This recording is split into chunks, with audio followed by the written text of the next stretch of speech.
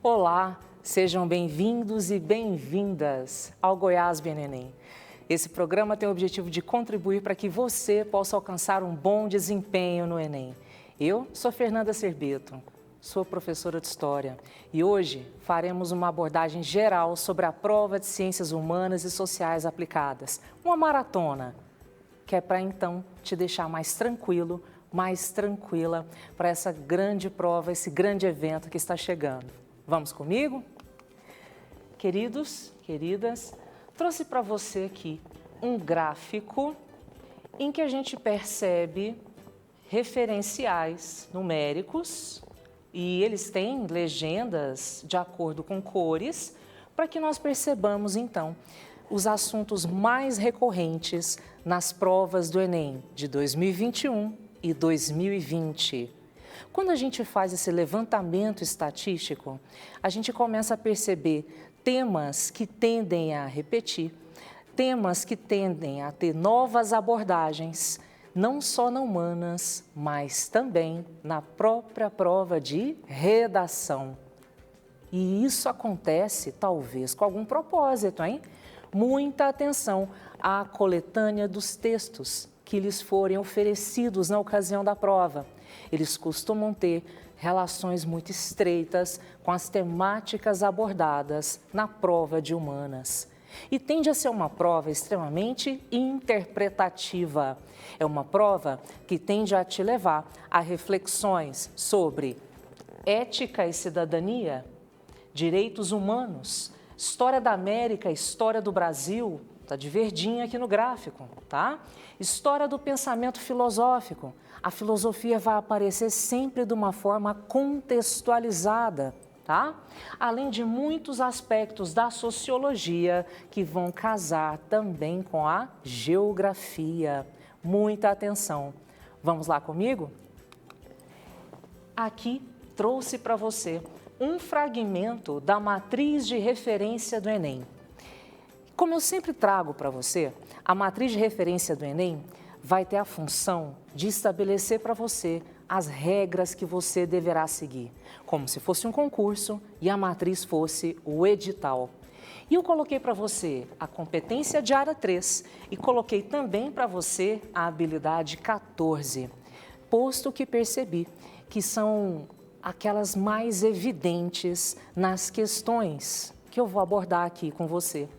A competência de área 3 pretende compreender a produção e o papel histórico das instituições sociais, políticas e econômicas, associando-as aos diferentes grupos, conflitos e movimentos sociais. Enquanto a habilidade 14, o nosso modo de fazer, nós vamos aqui o tempo todo, meninos, meninas, comparar pontos de vista presentes em textos analíticos, interpretativos, sobre situação ou fatos de natureza histórico-geográfica acerca das instituições sociais, políticas e econômicas. Por exemplo, aqui eu tenho uma abordagem de 2021 sobre patrimônio e bens culturais. O texto 1 traz para nós uma perspectiva enaltecendo, aplaudindo, condecorando a preservação do patrimônio cultural, dos bens materiais, dos monumentos das cidades. Tudo bem? E é um texto publicado em 1964. Olha isso. Eu estou, então, de olho no assunto patrimônio cultural. E eu trouxe um texto que traz essa proposta com muito carinho e até uma certa dose de romantismo. Enquanto o texto 2 é um tanto quanto mais seco, mais cético, mais crítico. É da mesma época.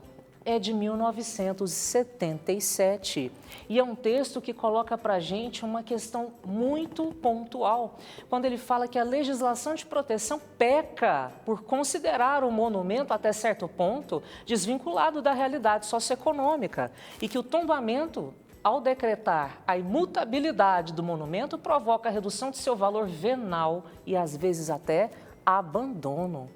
São duas perspectivas diferentes sobre o mesmo tema. É fácil? São escritos em temporalidade histórica aproximada e são textos que se distanciam a apresentarem pontos de vistas diferentes, conforme eu sinalizei na habilidade para você, lembra? E afinal, são abordagens de pontos de vista diferentes sobre o quê? Ora, o primeiro texto trouxe com imenso carinho a preservação do patrimônio histórico. Eu coloquei aqui como referência, como exemplo, a maravilhosa cidade de Goiás, a nossa primeira capital, preservada até quanto ao calçamento das ruas, feitos por escravos. Uma contrapartida, trouxe para você um monumento, um patrimônio de Lisboa, na estrada de Benfica. E está aqui toda uma situação polêmica. Por quê? Olha só a frase. Deixa ruir o que não podem demolir? Nem estavam cuidando corretamente do patrimônio. E, por um outro lado também, não permitem que reformas sejam feitas para que se torne um imóvel valorizado e até mesmo de maior possibilidade de arrecadação de impostos para a cidade. Não é mesmo? Casando muito bem com a proposta do texto 2. Queridos, queridas, não é uma abordagem simples. Requer de você a avaliação de 2 pontos de vista sobre o mesmo tema. E nesse sentido, os 2 textos que eu ilustrei com as 2 imagens trouxeram para você justamente uma discussão sobre políticas de conservação de bens culturais. É uma questão que grosseiramente a gente consideraria difícil, conceitualmente eu chamaria de global, posto que ela então abrange muitas habilidades de você na hora da prova, tá? Por exemplo, a avaliação é uma questão que você vai dar menos ênfase quando você for resolver. Ela pode te tomar muito tempo, tá? Vamos avançar? Mais simples um pouquinho, mas que também vai requerer de você essa lógica de pensar 2 pontos de vista sobre o mesmo fato. E aqui, sobre a história da América e do Brasil, tá? Eu tenho, no primeiro momento, uma pergunta que nos faz: por que o Brasil continuou um só, enquanto a América Espanhola se dividiu em vários países, do México até o Chile, e, posteriormente, o Uruguai, que ficou independente do Brasil em 1825. Então, quando pensamos por que o Brasil se manteve coeso, unido, integrado, enquanto países independentes foram, então, se formando, repúblicas fragmentadas, então, foram constituindo a América Espanhola? A resposta do historiador brasileiro José Murilo de Carvalho, no Brasil, parte de que era uma sociedade muito mais coesa ideologicamente do que a espanhola, enquanto o historiador mexicano Alfredo Ávila Rueda aponta para o fato das universidades na América Espanhola serem, em sua maioria, reacionárias, conservadoras, que resguardassem, então, elementos oriundos da própria cultura espanhola, da própria intelectualidade espanhola, tá? E, por um outro lado, o José Murilo de Carvalho argumenta que isso se deveu à tradição burocrática portuguesa aqui no Brasil. Portugal nunca permitiu a criação de universidades em sua colônia. Enquanto nas regiões colonizadas pela Espanha, que foram vastas aqui na América, nós tínhamos as universidades, nós tínhamos livre circulação de impressos, jornais, livros e panfletos, contribuindo para um espírito mais libertário, considerando aí lideranças como, por exemplo, San Martín ou o próprio Simão Bolívar. Nesse sentido, os pontos de vista dos historiadores referidos no texto são divergentes. Em relação a quê? Em relação ao papel desempenhado pelas instituições de ensino na criação das múltiplas identidades. Seria uma abordagem que, grosseiramente, eu chamaria de nível médio. Já é mais acessível, ela requer menos desgaste dos seus ATPs na hora da prova, extensa prova, né?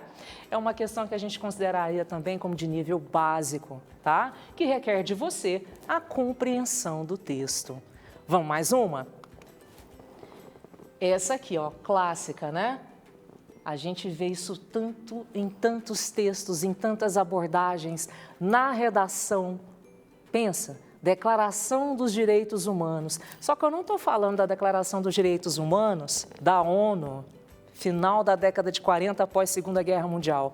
Eu estou falando do pilar, de onde tudo isso se sustentou, de onde tudo isso nasceu. Eu estou falando da Declaração dos Direitos do Homem e do Cidadão de 1789, Revolução Francesa. E o texto trouxe para nós justamente o fato de que os representantes do povo francês resolveram declarar solenemente os direitos naturais, inalienáveis e sagrados do homem, a fim de que esta declaração, sempre presente em todos os membros do corpo social, lhes lembre permanentemente seus direitos e deveres, sempre à conservação da Constituição. É um texto que traz para nós a lógica de direitos e deveres subservientes à nova Constituição Francesa a partir da Revolução. É mais simples e são essas questões, com esse formato, com essa tendência de abordagem, que você vai dedicar mais tempo quando você, então, se deparar com a sua prova de humanas e for resolvê-la.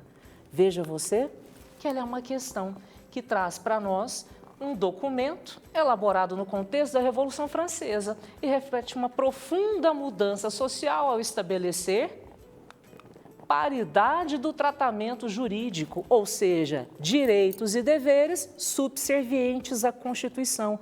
Isso requeria muito menos conhecimento, muito menos conceito e muito mais percepção das próprias informações disponíveis no texto para você, então, assinalar a alternativa correta. Grosseiramente, a gente poderia considerá-la uma questão fácil, tá? Conceitualmente, uma questão de nível básico e que requer de você meramente a compreensão do texto. Muito cuidado, muita atenção, grande gestão do seu tempo ali no dia da sua prova. Tá chegando, tá? E eu tenho alguns recadinhos aqui bem rapidinhos para deixar para você. Querido, querida estudante, não gaste energia se revoltando contra o sistema estabelecido pela prova. É hora de se concentrar e é hora de você, então, jogar com as regras do jogo, as regras corretas.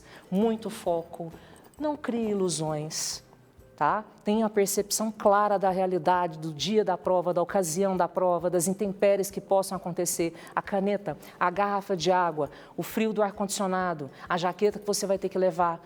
Seja realista com relação a isso, tá? Muito cuidado, muito critério. Não se deixe desmotivar.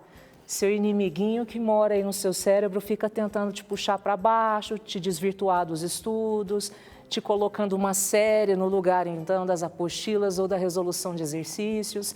Não permita que nada te desmotive. Não é agora, não é a hora. Tudo bem? Vá lá e arrasa. E no mais, aproveite o período da preparação para você aprender a aprender. Ainda é tempo, sempre. Conte conosco, conte comigo, tá? Felicidades para vocês. Finalizamos aqui a nossa aula de História na TBC, com Goiás B no Enem. Até a próxima. Forte abraço. Arrasa na prova, hein? Beijão. Tchau, tchau.